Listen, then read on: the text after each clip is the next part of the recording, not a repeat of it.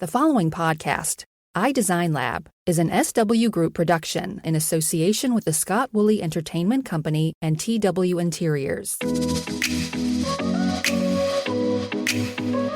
This is I Design Lab, a podcast where creativity and curiosity meet style and design.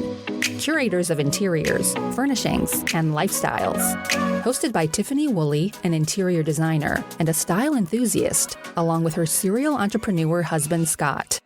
I Design Lab is your ultimate interior design podcast, where we explore the rich and vibrant world of design and its constant evolution in style and trends. I Design Lab provides industry insight, discussing the latest trends, styles, and everything in between to better help you style your life through advice from trendsetters, designers, influencers, fabricators, and manufacturers, as well as personal stories that inspire, motivate, and excite. So whether you're listening to I Design Lab in your car or in a cozy nook in your home, grab a coffee or a Chardonnay and join us on this elevated, informative, and lively journey into the world of all things design. Our guest today is Rip Nance Jr. Rip is a South Florida territory manager representing a number of home furnishing manufacturers. Rip grew up in Hickory, North Carolina, and has been around home furnishings most of his life, as his father has also been in the industry for years. Rip's career started in 2011 when Rip joined Mitchell Gold and Bob Williams, which is well known for its classic and modern styles, working for them in both Chicago and Atlanta. With Gold and Williams, Rip had the opportunity to work with a number of large retailers, such as Crate & Barrel, Pottery Barn, Restoration Hardware, and Bloomingdale's. After 10 years, he moved to South Florida to become an independent sales manager. Currently, Rip represents such wonderful lines as Curry & Company, Made Goods, Laloy Rugs, and NDI Faux Florals, partnering with both retailers and designers. We know Rip as an individual that has an incredible passion and knowledge for home furnishings. He has been helping designers find the perfect piece for their client and has been assisting many retailers find the perfect pieces for their showroom floors. His vision has been not to sell and be personally successful, but to help his partners be successful, and we have seen and experienced that firsthand. Rip is truly one of the superstars in the home furnishing industry today. Rip resides in Florida with his two dogs, Booker and Brody. Rip, welcome to the I Design Lab. Rip, welcome to the I Design Lab. And Thank you for having me. Yes, and I started these podcasts because I feel like everybody has such an interesting story to tell. And I even was interested when I read that you started in Hickory yourself. So what brought you from Hickory to South Florida? Well, I was in Hickory because my father was in the industry, and he was director of sales and head of contract and design for a manufacturer there. And just from there, I always had the passion for furniture and design. And my dad being in sales, it was kind of in my blood as well.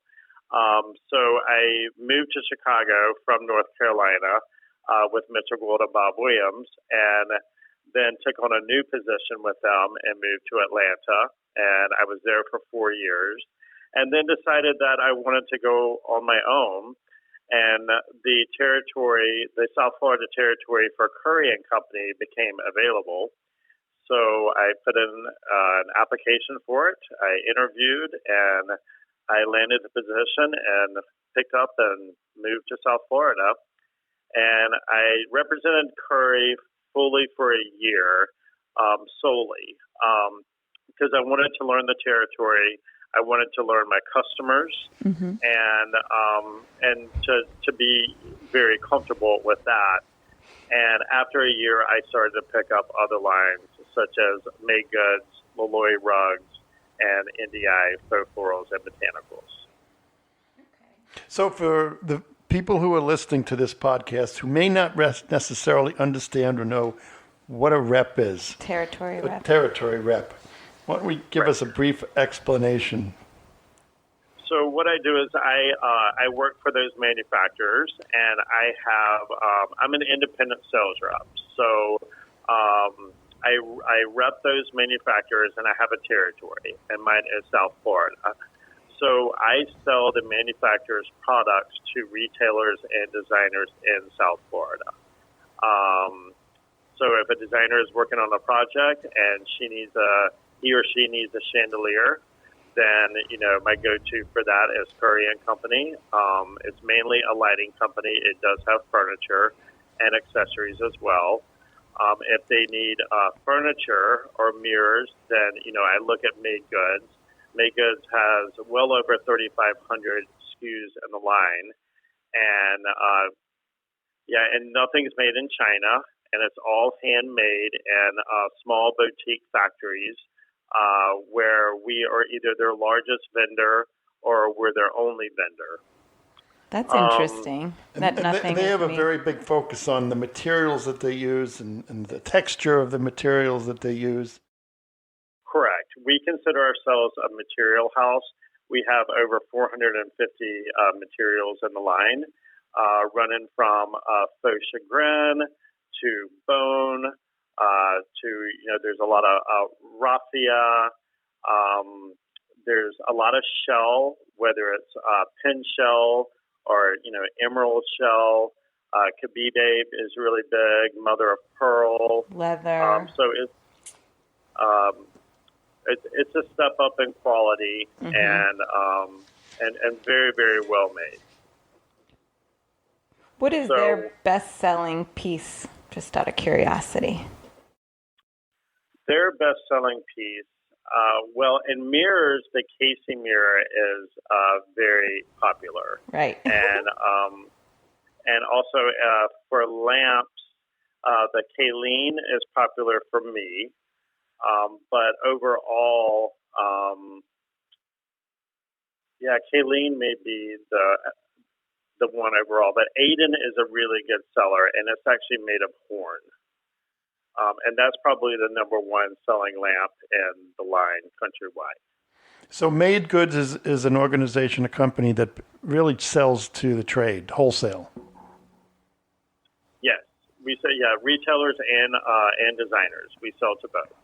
Right. One of the things that we talk about on this podcast, on each of them, is trying to help get across the point and the aspect that designers or interior designers, a lot of people think of an interior designer or a decorator as being, it's going to be very expensive. But a lot of people don't realize is that, a designer, an interior decorator is buying things in wholesale. And if they're good interior companies, they're selling it at that wholesale price with their markup on it. So in most cases, they're getting a high quality product at a very, good price, but they're also getting the input and the expertise of a designer. In addition, they're getting someone like yourself who's so embedded and so ingrained in those brands and knowledgeable about those items that it's almost like a team of people that a person who goes to a decorator or a designer is getting. Yes, without a doubt. If you go to a retailer, there's going to be a really large markup on it. Whereas with the designers, they're in your home. They see your current aesthetic. They, just by walking in the home, they're going to get a pretty good feel of what you want. And, or it could be where you need a whole home furnished. So, my job is, one thing that I really look at is I like to talk to our in-house product designers. And with my lines, they're employees. Our design team that designs the product, they are employees of the company. There's some manufacturers where, they'll go overseas and there's already product that's been made and they basically pick it off the shelf and say, we'll put this in our line, we'll put that in our line. But our designers are very meticulous. And what I like to hear from them is I like to see their inspiration and their vision. Were they inspired, this chandelier or this piece of furniture was inspired by nature. Right. Sometimes there's one product designer, he's really inspired by jewelry and fashion. Right, and that's what I talk about too, is how the crossover. So I like hearing these. Right, and then architecture. There could be just a certain mood or a color or a style.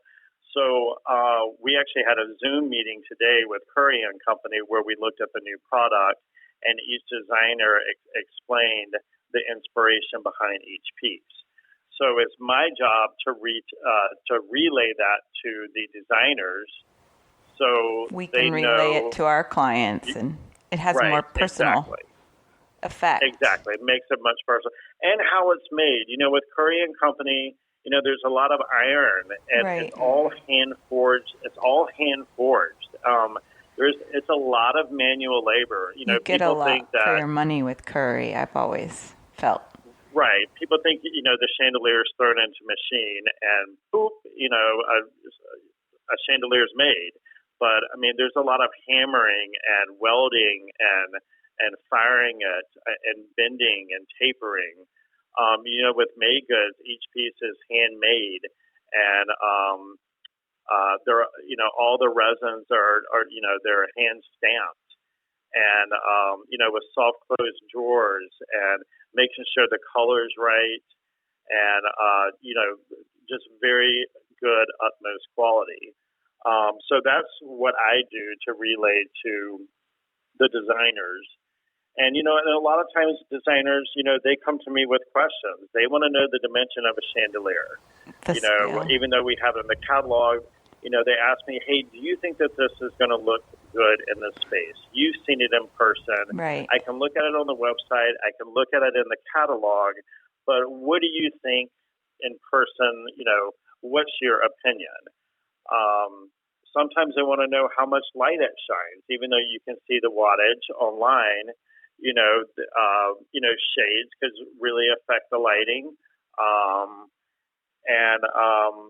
With Woolley rugs, my main thing is people want to know, hey, is this good? Is this rug good for my kids and my pets? Right. What's a good rug for the bedroom?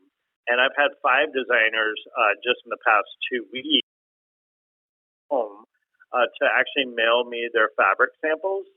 And I go through my rug samples and find the rug that's best for them.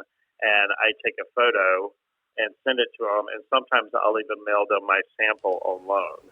I think I might be doing that this afternoon, too. Okay, right.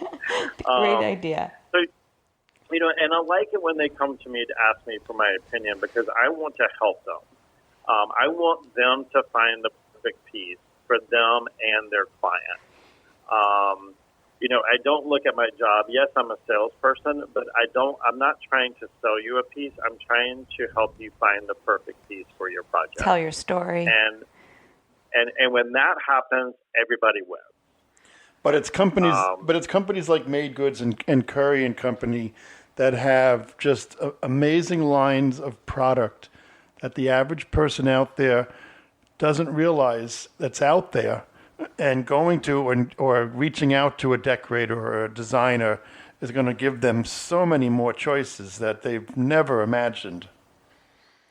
It's interesting that you say that because, someone could be sitting in their home and going through website by website by website, trying to find, the chandelier for their home and driving themselves crazy, because they probably have 1,000 questions going through their head. They can't make the decision on their own, or they're scared to. And when you go to a professional, designer who knows what they're doing and does this for a living, that and just put your trust in them, it makes it a lot easier. I know. I always say that to my clients too. We can love and appreciate a lot of things, but that doesn't mean they're all going to work in your project. Right. And I feel like sometimes I get called in the last minute when somebody has curated their own little collection and now they don't really know what to do with everything. Yeah. So we have to come in and kind of curate it again. Right. And, and that happens a lot. And, it causes, a lot of confusion when they start getting pieces in and they get a little overwhelmed, like, oh my gosh, did I make the right decision on buying this? And then they get everything in and it doesn't look good. Right. What can I do to tie it all together now? Right. Exactly. And I feel when you're working with, a designer independently versus, I hate to throw out, but like a larger retailer, I feel like you are getting more of the sales pitch versus the design pitch, if that makes sense. If I'm working with the retailers, right? Or if an end user is working with the retailers, I feel like it's a great thing for a designer to have retailers, because you could see these larger lines that are not they're not housed everywhere. But like, it's like you walk into a lighting store, you're just focusing on lighting. You're not necessarily focusing on the big picture. And with retailers, the way I work with retailers is, first of all, I know their assortment. I'm very knowledgeable about all the retailers that I partner with, and my job for them is to, I use a lot of data. I look at what has sold. I look at what has sold for them in the past, what has not sold for them in the past, and I look at what works, because retailers are making an investment when they're bringing product in, because if it doesn't sell, they're losing out. So I try to find the perfect piece for their floor, because I don't want to take up valuable real estate on their floor if it's not going to sell, because they don't win. The end consumer doesn't win because it's not what they want, and the manufacturers don't win. Right, and if you're helping bring the right product that people are much more interested in, and you're getting a greater turn in that retailer is looking at you as a fabulous partner, because you're helping them. Correct. And one thing, I'm honest. If they're looking at a piece and they want to put it on the floor, and I know that it is not a good seller or that it's a good fit for them, I'll flat out tell them. I'll be like, I wouldn't order this, but this is what I think you should order. And it's the same things with the designer. I had a designer call me yesterday, and she says, "Hey, I'm sending you an email of your console, and I want to know if your mirror, this particular mirror, is going to look good over it. And, I want your honest opinion." And so she sent the email, and I immediately said, "No, it's not going to work." But this will. And I've seen it in person, and so I immediately gave her 3 other choices to choose from, and she picked one of those. Right. So you and it's going to look great. Doubt. So you're more than just really a rep. You're a decorator and a designer yourself. Well, somewhat. Clearly, as an eye. When you I'm sorry. Go on. Well, there's a lot of other things besides that a rep, deals with. We, a lot of times we deal with the receivers. That when it ships from the manufacturer, a lot of times, it can drop ship directly to the client, but most of the time it goes to, a warehouse. And I make sure that I know the most used warehouses in my territory and build a relationship with them, because if there are damages, they contact me directly, and I'll go out there, I'll inspect it, and we'll discuss it, whether we can get it repaired on site or if we need to send it back to the manufacturer. So is that before it goes to the end user? Yes, because they will open it up at the warehouse and inspect it before they deliver it to the end user. Yeah, TW Interiors, pretty much everything comes in through our receiving warehouse. That's really not. It's not us. It's not our company, but we've partnered with, and they handle and give the white glove service in delivering it. Also, at the end of the day, and Tiffany or someone on her team at TW Interiors, goes to the client's house when it's all being delivered and helps doing the installation and the placement. So those receiving warehouses are quite valuable. Yeah, and white glove delivery is great. When I order product, I have a white glove deliver because, they come in, they unbox it, they place it where you need to, and they take all the packaging with them. Take the garbage away. Mm-hmm. Yeah, and you just stand there and watch it all happen, and they leave, and you're like, well, here's, the piece of furniture or the chandelier that I ordered or the pair of lamps, that I love. And so do all your lines white glove deliver? Yeah, we will. Yes, we will white glove deliver without a doubt. And for the rugs, they'll lay them out? Yes. Yes, they will. And a lot of being in South Florida, we also have, I have a lot of designers that also work up in the Northeast, in New York, in the city and, the Hamptons. The crossover. So, yeah, so we do, I have a lot of product that ships up there. And, we have designated warehouses, companies, delivery companies that we trust. And that's where we send the product to. And they're very familiar with us. We're familiar with them. And it just makes it easier for everybody. And then, other things that I do is, is office work. I do all the order entry. So when a designer wants to place an order, they send the order to me. And we have apps for each company. And I enter it on my app.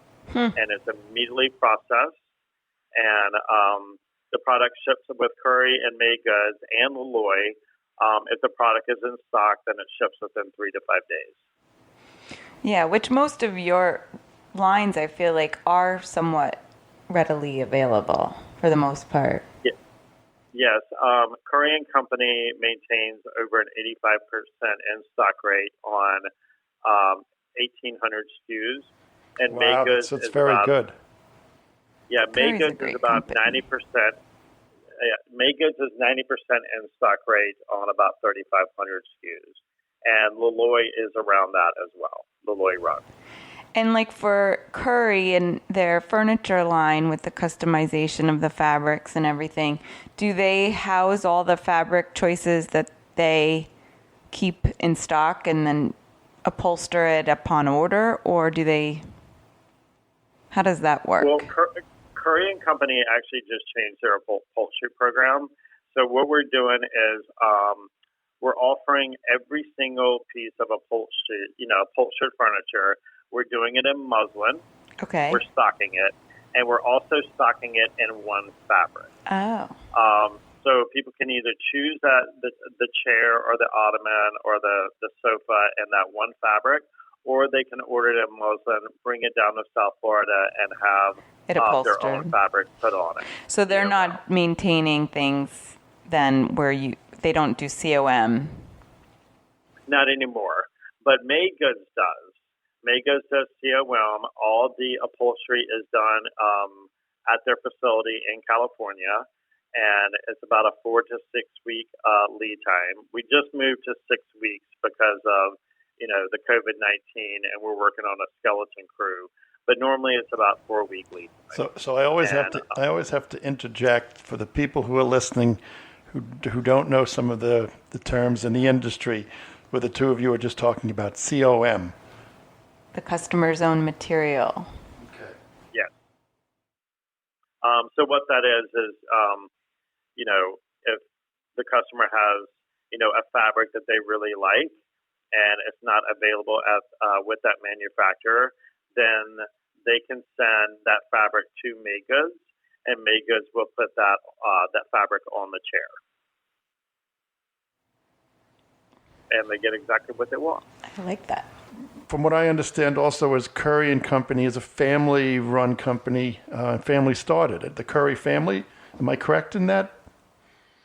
Yeah, we love those stories that when it's the family gets together with an idea and builds a line of products or a service or a business that's really about quality and great goods or great services. And we kind of feel that's Curry and Company is one of those companies that have grown quite nicely, especially in the furniture industry as a family-run company. Yeah, without a doubt. It was interesting with Curry and Company.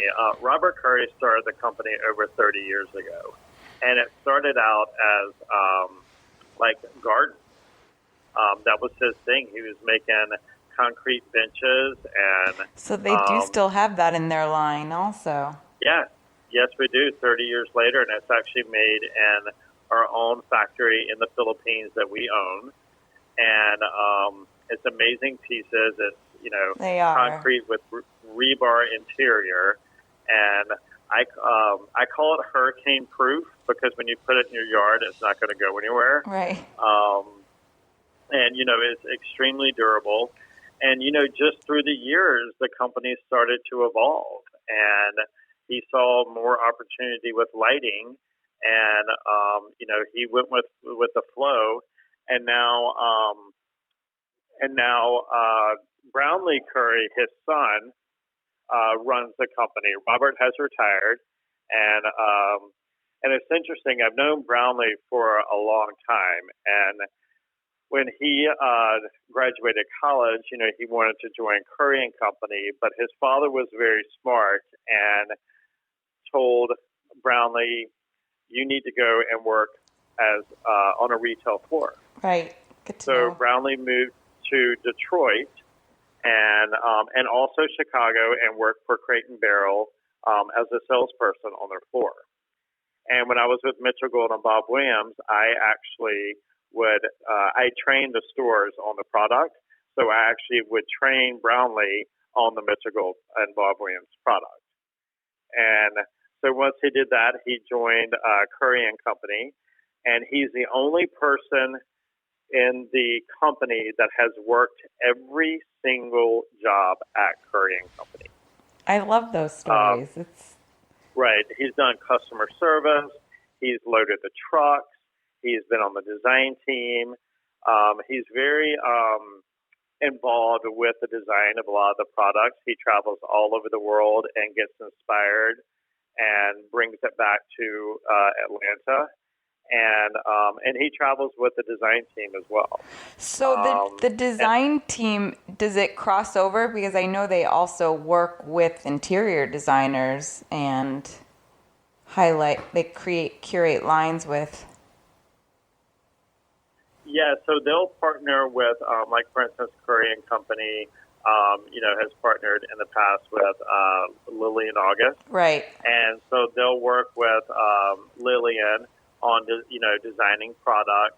Lillian will come with, a design or an inspiration, and the design team will collaborate with her.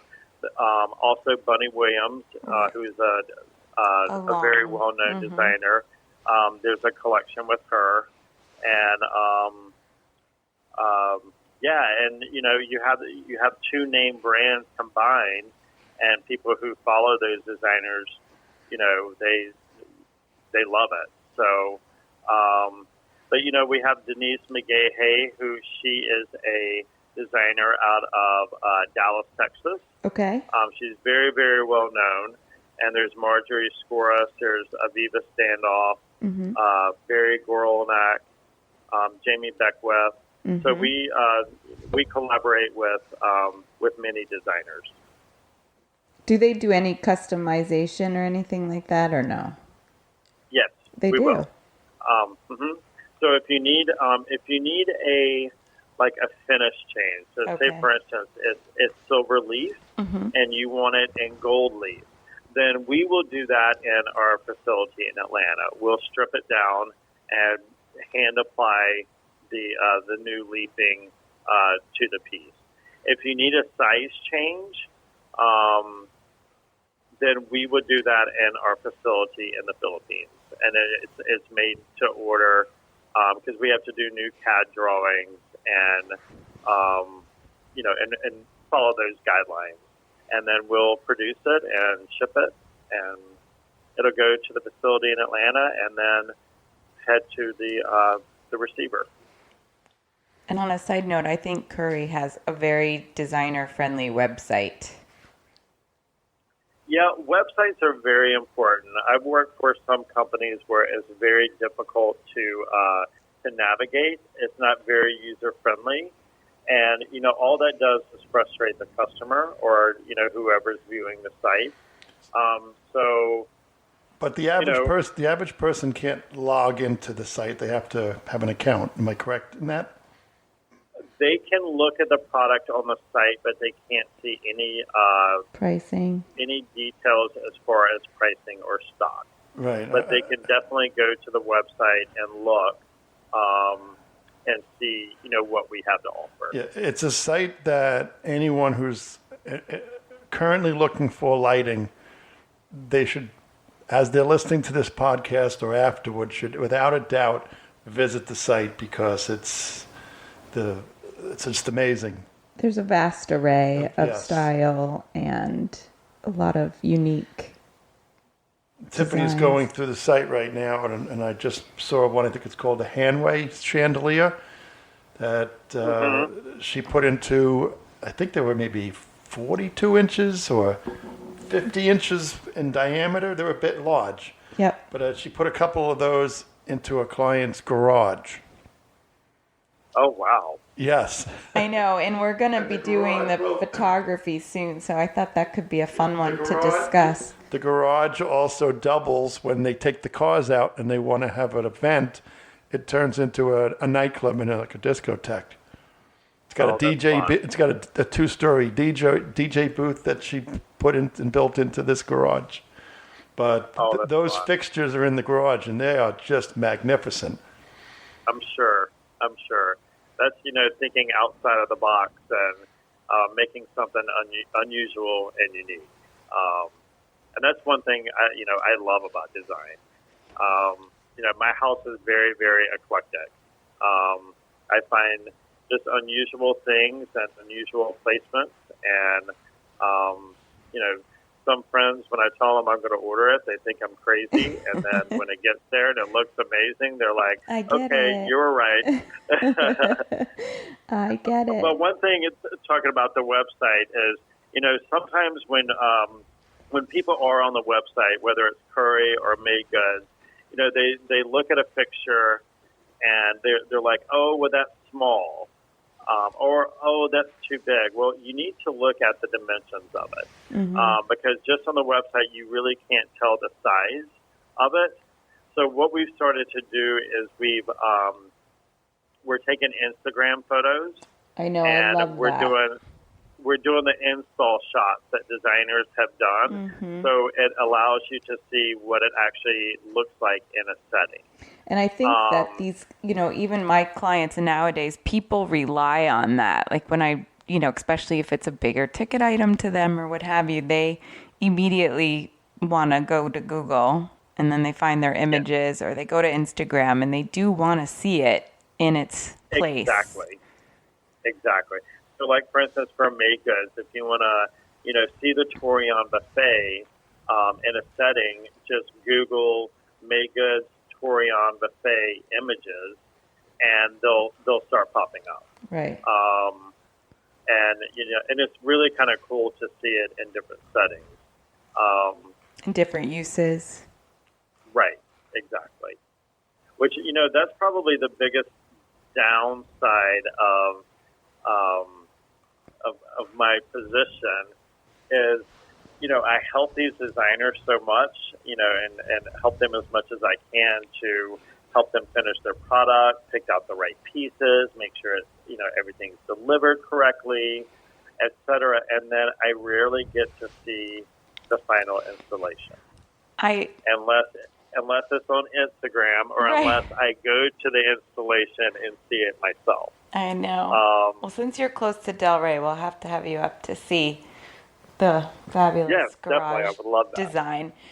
I agree with you, though, because I feel like that's one of my downfalls as well. And now, as I've moved into this Instagram world where photography is so important, I'm not one of those people who've always photographed everything. So I have this huge history of work that I haven't documented besides my, quick shots here and there, because I feel like it's kind of intrusive sometimes. And once they've moved into to the house, it's harder to navigate their personal things. I've never taken that on before, but I'm definitely moving forward that way. Well, part of for you has also been you're pretty busy, so. But it's true. It's hard. It's like hard not to see the finished part. Yes. But when I do get to see it, I'm like, wow. There's been some designers, I really don't know, how good they are. And then I've gone out to some of their installations, and I'm like, wow, you are really, really talented. Like this, it will totally blow me away. Right. by their finished product. I'm just like, now I know why you're stressing out Right. and trying to asking me 100 questions about this piece and that piece, which is great. That's what I'm here for. But then when I see it, I'm like, okay, I get it now.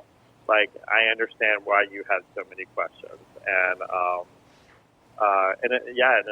it's great to see things like that and to see it all come together when I'm able to. I agree.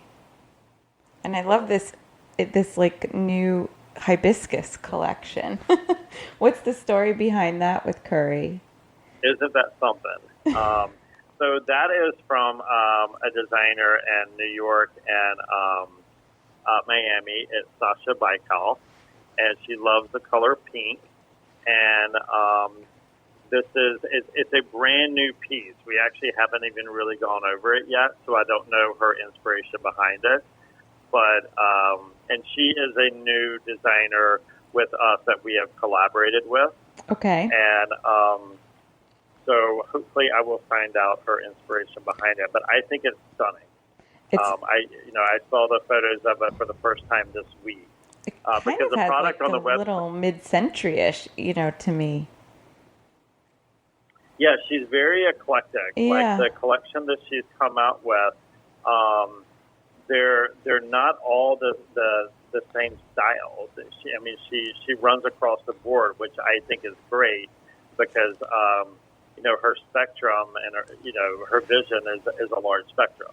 Like retro or something. Maybe I'm not saying the right vibe, but yeah, that one's hard to explain because it's so unusual, but it's beautiful, and it takes a special person, to want that into their home, but in the right place, that thing will look absolutely phenomenal. How does Curry or Made Goods go about deciding who they're going to be collaborating with? I think, it's two things. Either the designer will come to us or we will go to them. So Sasha, she did the Kip Space Show House in New York. Okay. I believe it was last year, and she did the staircase. It was a spiral. Oh my God, the staircase was incredible. Okay. Unreal. So it's like a kaleidoscope when you're standing and you're looking down all the different colors in that spiral. It was just, phenomenal. And I think it just blew everyone away. So our design team, went to the Kip Space Show House because Curry & Company donates a lot of product to Kip Space for the Palm Beach location and the New York location. And they saw that and was just like, we have to talk to this girl. Right. So they started talking and came to an agreement, and this is her first collection with us. Well, bravo. I think it's really exciting. So we always like to, as we wind down each podcast, is ask our guests a couple of questions. But before we throw out the questions, as we ask you the question, think about the answer from a standpoint of design. Okay. Your favorite restaurant? My favorite restaurant is the Rendezvous in Memphis. Not only because I think they have the best barbecue in the world, but also it's been there forever, and they designed it. It must be over 50, 60 years old, and I don't think anything's changed since they designed it. They've kept it the original, and of course the smell of the barbecue hasn't changed. But I swear that the tables in there are still, the original, true to the period of when it opened.